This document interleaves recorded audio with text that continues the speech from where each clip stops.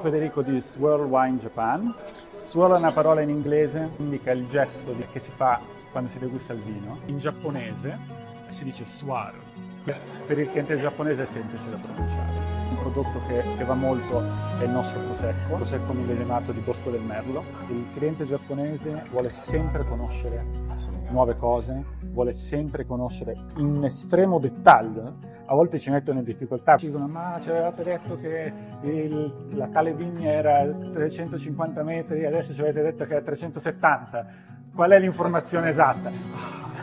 E lì bisogna, insomma, allora si chiama il produttore, ma la vigna è 370 metri, sì, ok. Allora sono contento. Questo è il grado di precisione con cui si lavora in Giappone. Conoscono bene il vino e conoscono molto bene anche la cucina italiana, e il trend adesso è veramente all'espressione regionale.